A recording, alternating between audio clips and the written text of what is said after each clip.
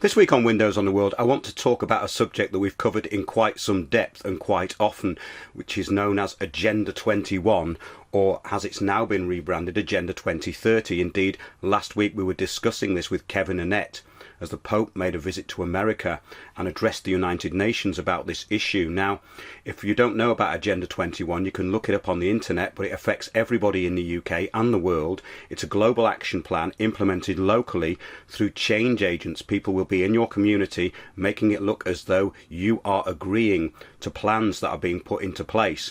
The most recent development in this is in Walthamstow in northeast London, and it's called Mini Holland. 3 of these boroughs were announced by Transport for London, and they're on the Transport for London website. We'll get into that in a little while. But since this Mini Holland has been introduced, traffic chaos has ensued on the main streets of Walthamstow, which I think was the plan anyway under Agenda 21.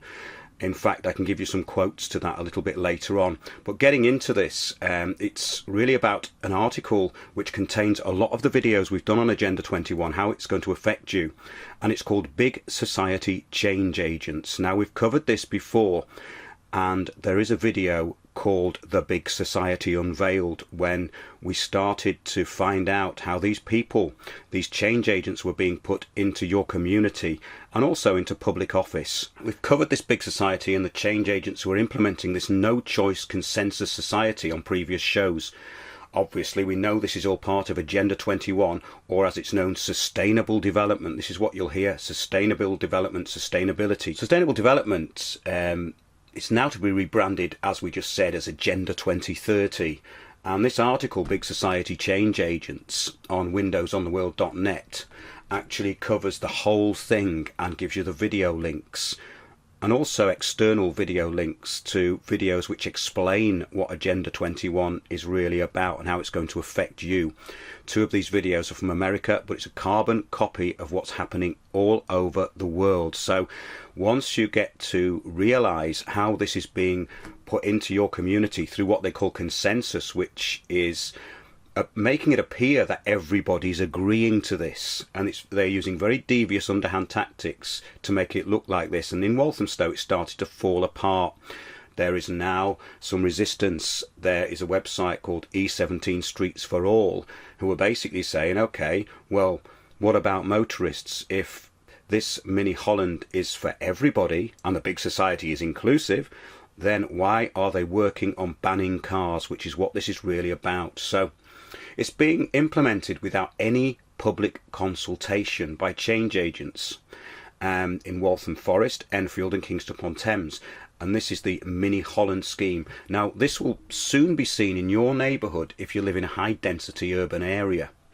Now, on the grand opening day of Mini Holland recently, we've got a video link to a video that was taken on the day where Clyde Lokes, Cabinet Member for the Environment, and Andrew Gilligan, keen cyclist, were doing this opening. And it's a big consensus opening, but it went wrong because the residents there brought a coffin into the village, which is basically, it is now a ghost town because there's no traffic there.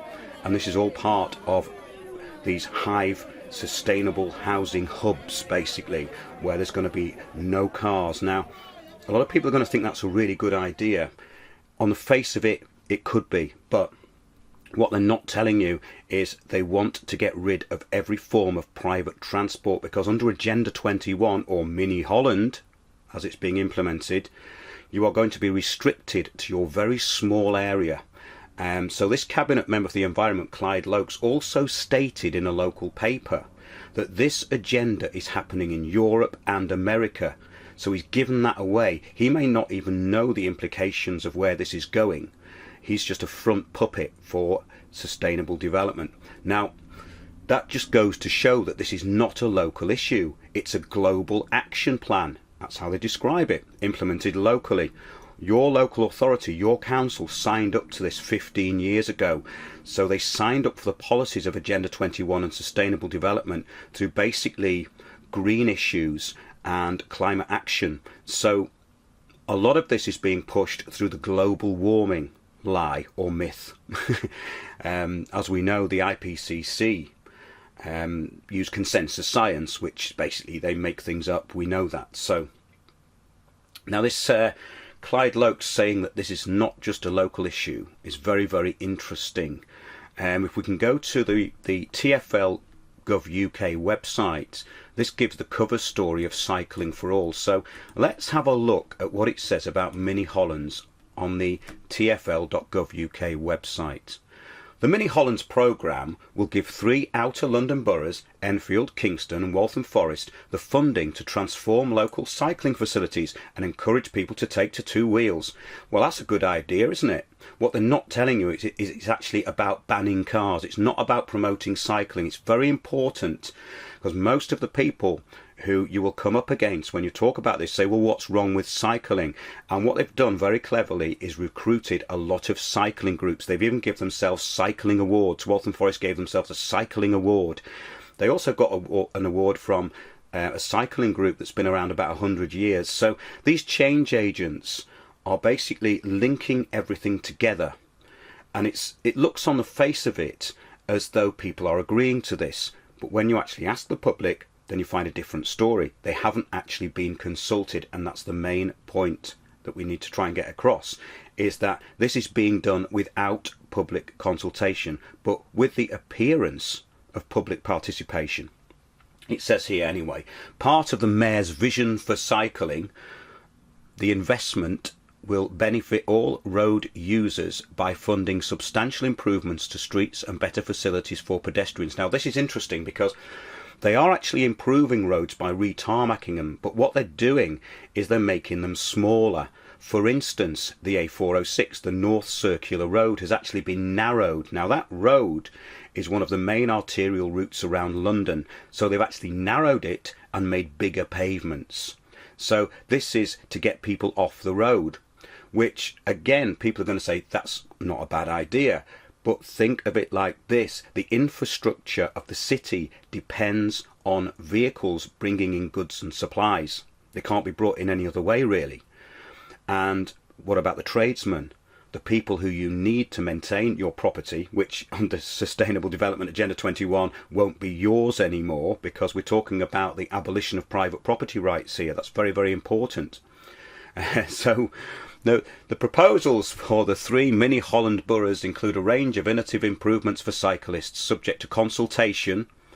Improvements may include. Now that's very deceptive, subject to consultation, because when this Mini Holland scheme was piloted, one of the people who was manning the barricades, basically closing the roads off, said his boss at Transport for London had stated that 65% of people in the area were in favour of this. Now that's absolutely untrue, because no public consultation had been done at the time.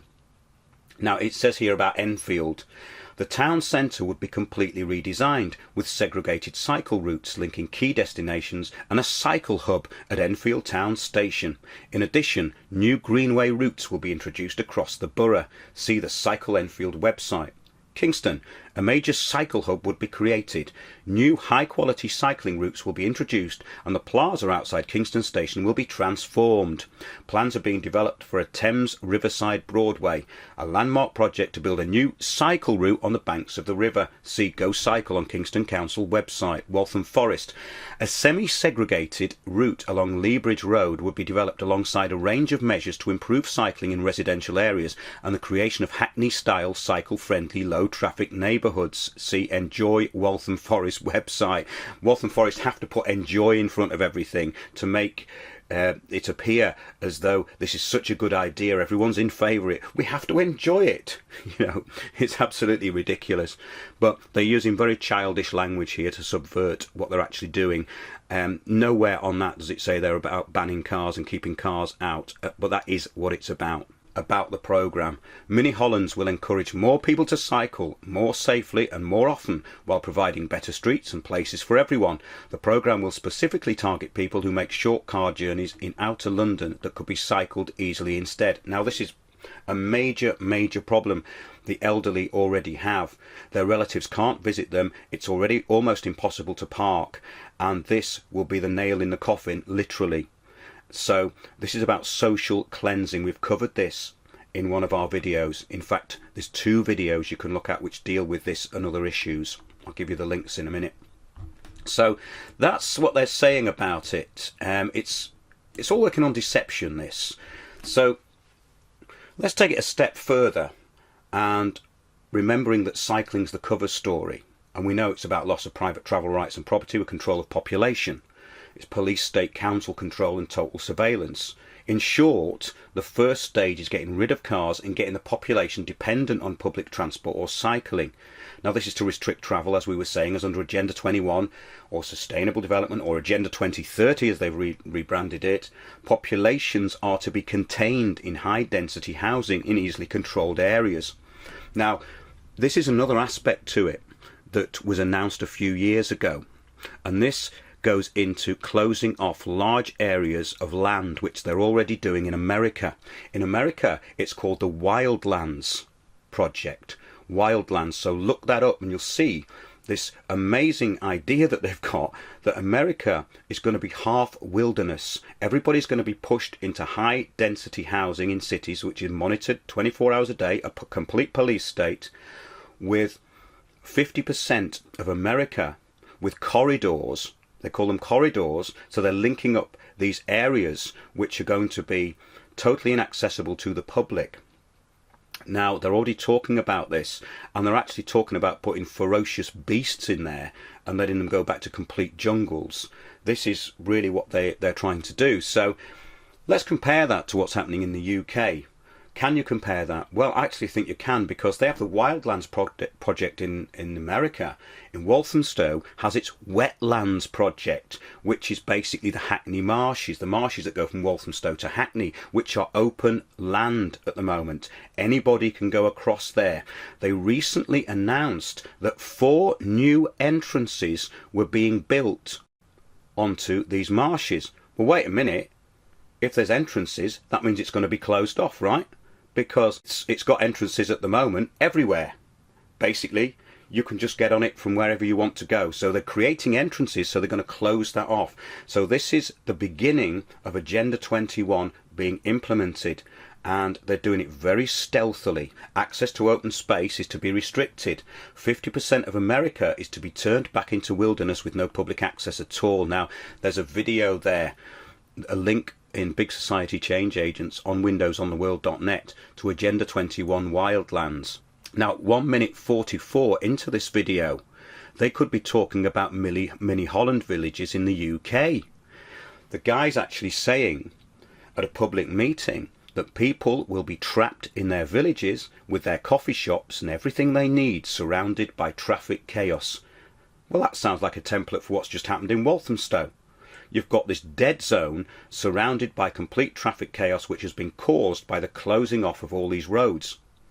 Well, this is the plan, to create this massive congestion on roads outside the mini Holland areas, so the change agents can manufacture consensus to rid the entire borough of cars. And that's where it's going, because what they haven't told you on the TfL website is that there's going to be a further 2 villages in Walthamstow, Blackhorse Village and Markhouse Village. We're going to see traffic chaos all day long going through there, and then they're going to announce that the area is too polluted. There's already been an article where students have carried out a survey. Sounds a bit more like consensus to me. They're saying, ooh, there's a lot of pollution there, so this is then going to be earmarked as dangerous pollution, and they're going to ban cars altogether from the whole area. This is where it's going. So this is really what to be aware of. If you need your vehicle and you're a tradesman, basically visit people, or you like your freedom. I like my freedom. I love being able to drive. I like to drive hundreds of miles. I like to see people. I like to see the countryside. Under this scheme, you're not going to be able to do that. You're going to have to go on the train. So your freedom is going to be completely restricted, because they're going to bring in toll roads. This is the next thing as well. So there was a recent, this may seem off topic to people, but there's a recent so-called riot in Walthamstow, and it was 2 teenage girls fighting, and Stella Creasy, the MP, said she was furious. It looks like she was actually involved, actually. Go on, Stella, you know, get stuck in. So this, it's very strange, this, that 100 police officers And the Territorial Support Group, which is a private army, remember that, who work with the police, were brought in over two teenagers fighting. Now, it did escalate, but this is a very big part of bringing in a police state, and to get the residents in their safe villages to plead for more surveillance and protection from outside. Now, I wouldn't have put this together a year ago necessarily, but having heard what people in America have had to say about agitation being put into their communities, it doesn't seem so far-fetched. Now, I'm not suggesting that the initial event was staged. I'm not suggesting that at all. But the response to that is being manufactured. The police are as unaware as anyone else about what's happening. They're just doing their job. They're turning up because they're told to. But there's another two incidents recently that happened. And one was a party in Hackney where 200 people were meant to turn up at a tower block. Now, how can 200 people get into one flat? It doesn't make any sense. Now, the pictures in the paper were just lines of police. There was no people. So where were the 200 people? I couldn't find any footage of it on the internet either.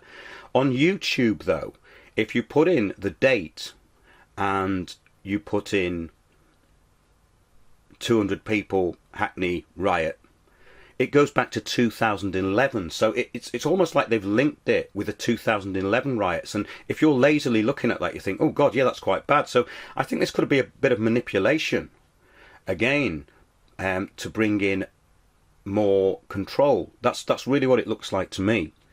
This recent event in Brick Lane as well, which was a peaceful kind of anti-austerity fun march, and then agitators got involved, and people in pig masks turned up, and we know what the police do. No pun intended there. Well, there is, I suppose, but we know that they basically masquerade as anarchists, and they do wear masks, obviously. Undercover police are usually pretty easy to spot, but I wasn't at the event, but somebody I know was, and this shop got attacked, this yuppified shop that sells cornflakes for £4.50 a bowl, and it's very popular apparently. The people who were there were saying this was not really what the thing was about, so that was again subverted to make it look as though there's this big social unrest problem in these yuppified areas, which is exactly what's just happened in Walthamstow. Is it coincidence? Maybe it is. I'm not too sure, because when you look at the overall agenda of what these people are trying to enforce, it's extremely devious, and it's worked out psychologically and scientifically. Remember that all this is done through think tanks and places like the Tavistock Institute. It filters down from there. All these linked-in places that we've talked about.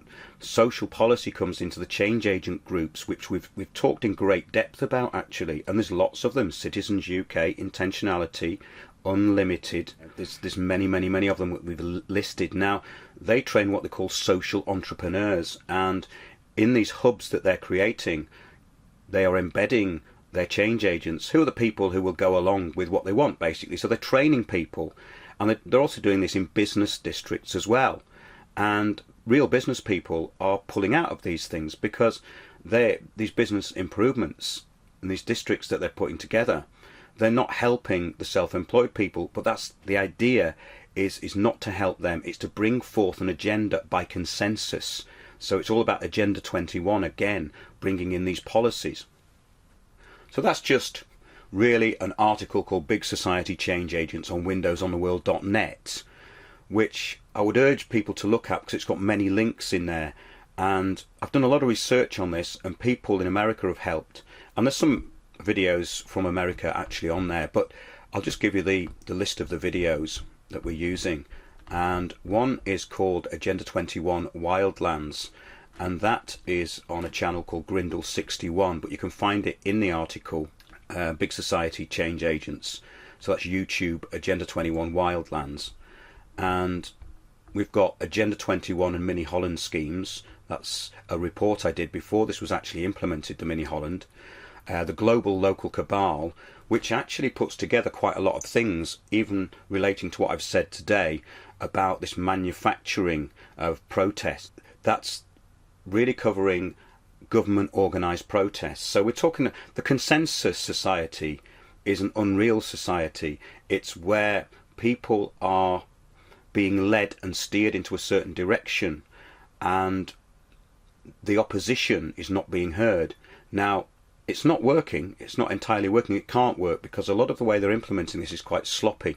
We have 2 other videos on there as well, social cleansing and Agenda 21 and social cleansing in East London, where I've been talking to people in Walthamstow who have been affected by this Mini Holland scheme. I've also done an interview on Dr. Rock's radio show on People's Internet Radio about the Mini Holland schemes. Now, also in the article Big Society Change Agents, you'll find Agenda 21 Explained, which is an incredibly good video. I've got the link to it there, and that tells you how it's implemented in your community, even though this is an American video. It's very, very interesting. We've also got Glenn Beck talking about Agenda 21. Now, Glenn Beck is extremely mainstream, but he's seen the documentation and he's genuinely horrified about what's going on. It's actually worth watching that and getting that video to people who don't believe that this is happening, because he actually describes it as terrifying. And he says, yes, it starts with fluffy things like cycle lanes, pedestrianisation, but what's behind it is something else. So take a look at those videos, and in the next few weeks we're going to be doing some really interesting videos, and there's going to be a lot more features on the show as well. It's not just going to be an audio. So I'd like to thank everybody for listening, because we're starting to pick up more people. After the People's Voice folded, obviously I carried on, and people are now finding the website and the YouTube videos, so thanks for that. And if you have a story, get in touch. Thanks for watching Windows on the World. Remember, keep watching those, watching us, watching Windows on the World, and we'll see you soon.